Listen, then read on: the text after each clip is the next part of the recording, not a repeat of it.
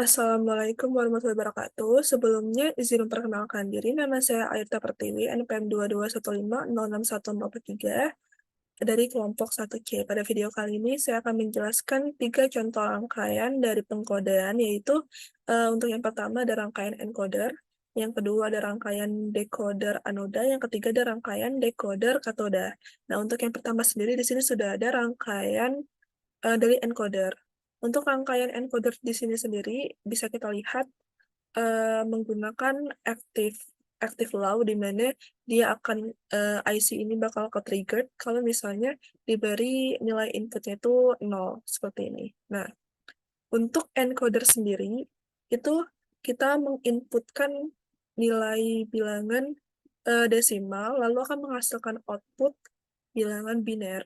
Nah, jadi di sini jika kita menghidupkan, di sini sudah ada bilangan desimal 1 sampai 9. Nah, di sini apabila kita menghidupkan nilai desimal 1, maka di sini akan menghasilkan output 1000, di mana merupakan nilai biner dari bilangan desimal 1. Nah, lalu jika kita hidupkan ini, nilai desimal 2, nah, maka di sini bisa terlihat outputnya berubah menjadi 0100, di mana ini merupakan nilai biner dari nilai desimal 2. Nah, apabila ingin kita hidupkan nilai desimal 5, maka ini di sini. Nah, outputnya di sini sudah muncul 1010, di mana merupakan nilai biner dari nilai desimal 5. Nah, tetapi apabila kita hidupkan nilai desimal 4 di sini, output tetap tidak berubah karena untuk pada rangkaian encoder sendiri, outputnya ini akan menyesuaikan atau akan menampilkan input terbesar dari sini. Jadi ketika input terbesarnya itu merupakan masih 5, maka nilai outputnya tidak berubah mengikuti input terbesar di sini. Jadi di sini tetap 1010, yaitu nilai biner dari nilai desimal 5. Nah, kalau ingin kita inputkan 4, kita ingin menghasilkan output 4 di sini, maka ini harus dimatikan. Sehingga baru ini berubah, outputnya menjadi 0010, di mana bernilai nilai biner dari bilangan desimal 4. Nah, jika kita hidupkan ini, yaitu merupakan nilai desimal tertinggi, yaitu 9, maka di sini akan menghasilkan output 1001, di mana merupakan nilai biner dari nilai desimal 9. Nah, ini jika kita hidupkan semuanya, dia tetap tidak berubah karena tampilan output dari encoder ini mengikuti input terbesar mana yang diinputkan. Jadi ketika input terbesar adalah 9, maka output yang ditampilkan adalah nilai binary dari nilai desimal 9, yaitu 1001. Nah, kemudian kita lanjut ke rangkaian decoder anoda. Nah, di sini sudah ada contoh rangkaian dari decoder anoda.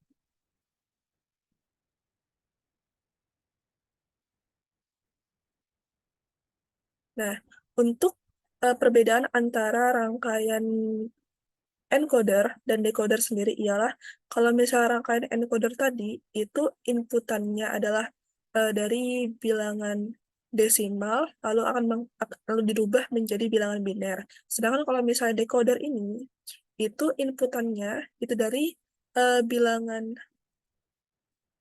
biner itu diubah menjadi outputnya bilangan desimal yang kemudian akan ditampilkan 7 segmen di sini.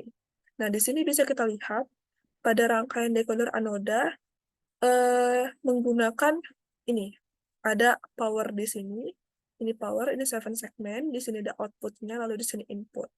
Nah, 7 segmen di sini terdapat power, di mana power ini berfungsi memberikan nilai input logika 1.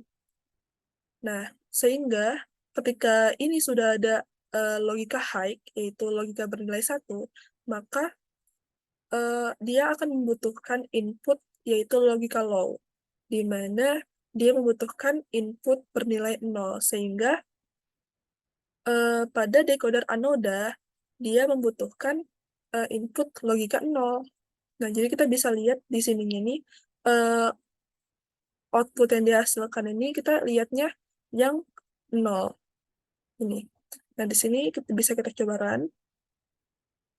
Semisal kita ingin eh, menampilkan 7 segmen itu bernilai 1, maka kita inputkan nilai binernya itu 1, 1, 0, 0, 0. Nah, di sini karena ini memakai logika, karena ini decoder anoda, di mana menggunakan, di mana terdapat power, yaitu logika high, dan membutuhkan logika low, maka outputnya ini kita lihat yang biru saja, yang bernilai 0. Ini kan yang bernilai 0 ini adalah B dan C, hanya B dan C. Maka 7 segmen yang nyala itu hanya B dan C, yaitu ini. Kan ini A, B, C, D, E, F, G. Maka yang nyala itu hanya B dan C, sehingga membentuk nilai 1. Nah, di sini bisa kita lihat outputnya yang bernilai 0 itu hanya B dan C. Nah, kemudian jika kita ingin menginputkan, ingin menampilkan angka 2 di 7 segmen ini, maka kita bisa inputkan nilai ini seperti ini. Nah, maka bisa kita lihat yang hidup di sini adalah, lihat nilai nolnya, di sini adalah A, B, D, E, dan G. Nah, sesuai di sini yang nyala adalah A, B, terus itu D, F, dan G. Jadi menghasilkan nilai di 7 segmennya itu adalah 2. Nah, seperti itu. Jika kita ingin menghasilkan nilai 9 misalnya, maka kita hidupkan ini dan ini. Nah, bisa kita lihat yang hidup di 7 segmen ini adalah A, B, C, F, dan G. Nah, di sini bisa kita lihat nih.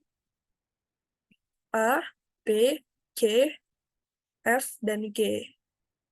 Yang nyala bernilai nolnya itu A, B, C, F, G. Nah, sekian. Lalu selanjutnya kita akan beralih ke decoder katoda. Nah, kalau decoder anoda tadi itu dia mempunyai power di sini. Nah, pada decoder katoda itu dia terdapat ground pada 7 segmennya. Jadi ground ini dia akan memberikan nilai logika low, yaitu nilai 0. Nah, maka ketika sudah ada ground di sini, decoder kata tadi membutuhkan logika high, yaitu logika yang bernilai 1. Maka output yang dilihat nanti di sini adalah yang nyala itu yang bernilai 1 yang kita lihat. Semisal nih, kita ingin menampilkan nilai 1 pada 7 segmen, maka kita inputkan nilai binernya yaitu 1, 0, 0, 0. Nah, di sini bisa kita lihat yang nyala pada 7 segmen itu adalah yang B dan C saja. Nah, di sini bisa kita lihat outputnya itu yang bernilai 1 itu hanya B dan C, sedangkan yang lainnya bernilai 0. Jadi, pada decoder katoda ini, dia yang kita lihat tuh nilai satunya ini. Logika high, yaitu logika yang bernilai 1. Yang nyala B dan C. Nah, sesuai kan B dan C. Misal kita pengen menampilkan nilai 3, maka bisa kita inputkan 1100.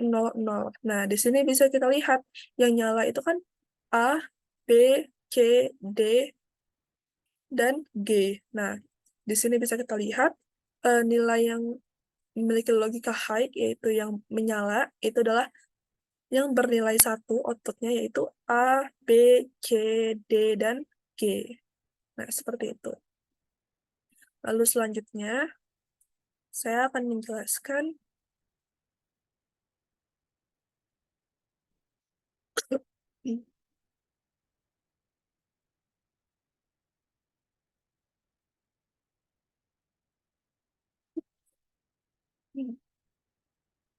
Nah, selanjutnya saya akan menjelaskan kelebihan dan kekurangan dari common anoda dan common katoda. Nah, yang pertama sendiri di sini sudah ada kelebihan common anoda. Yang pertama sendiri, kelebihan dari common anoda itu adalah hematnya biaya. karena hanya ada satu pengkondisian daya yang diperlukan sehingga tidak perlu membeli banyak anoda. Lalu yang kedua, itu kemudahan instalasi. Karena hanya satu anoda yang digunakan sehingga proses instalasi itu lebih mudah dan cepat.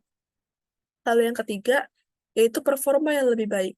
Jadi, dalam sel elektrolisis, distribusi arusnya itu lebih baik sehingga menghasilkan efek elektrolisis yang lebih seragam dan hasil performanya itu menjadi sangat baik. Nah, lalu untuk kekurangannya sendiri, kekurangan dari common anoda itu adalah yang pertama itu lebih sulit dikendalikan, karena perubahan pada satu anoda akan mempengaruhi kinerja sel elektrolisis secara keseluruhan. Lalu yang kedua itu perawatan dan perbaikannya lebih sulit, karena hanya ada satu anoda yang harus dipertimbangkan. Lalu yang ketiga, jika salah satu bagian dari common anoda itu rusak, seluruh sistem elektrolisis dapat terpengaruh, dan itu memerlukan perbaikan yang sangat mahal. Nah, lalu selanjutnya di sini sudah ada kelebihan common katoda. Nah, yang pertama sendiri kelebihannya yaitu mudah digunakan. Karena semua bagian terminal katoda itu masing-masing LED-nya itu terhubung ke satu terminal dari satu daya. Lalu yang kedua itu hemat biaya. Karena hanya memerlukan satu buah resistor sehingga sangat menghemat biaya. Lalu yang ketiga, isolasinya lebih mudah karena hanya perlu dilakukan pada satu terminal dari LED. Lalu yang keempat, konstruksi rangkaiannya lebih sederhana karena hanya perlu satu resistor. Lalu selanjutnya, di sini sudah ada kekurangan dari common katoda. Nah, untuk kekurangan dari common katoda yaitu, yang pertama, jika salah satu LED-nya putus, maka keseluruhan rangkaian LED tidak dapat berfungsi. Lalu yang kedua itu, jika jumlah LED yang dapat digunakan itu terbatas, karena di satu titik harus berbagi terminal satu kanoda. Lalu yang ketiga, sulit digunakan dalam rangkaian yang memerlukan LED sangat terang, karena kecerahan LED dipengaruhi oleh jumlah arus yang dilewatkan pada tiap LED. Nah, kemudian, penerapan encoder pada kehidupan sehari-hari. Nah, yang pertama itu ada pada printer atau mesin pencetak. Jadi, encoder itu digunakan untuk mengontrol gerakan dan posisi kertas, kepala cetak, dan komponen lainnya. Lalu yang kedua itu ada pada kamera digital. Jadi, di situ encoder berfungsi mengubah gerakan dan posisi lensa pada kamera menjadi sinyal digital untuk menghasilkan gambar atau video. Kemudian yang selanjutnya, ada penerapan decoder.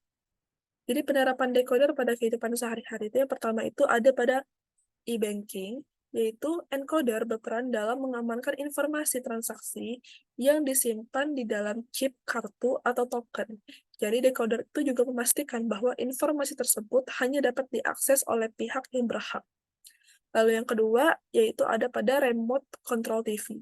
Jadi, decoder itu dapat mengubah sinyal yang diterima oleh remote menjadi perintah yang dapat diterima dan dibaca oleh TV.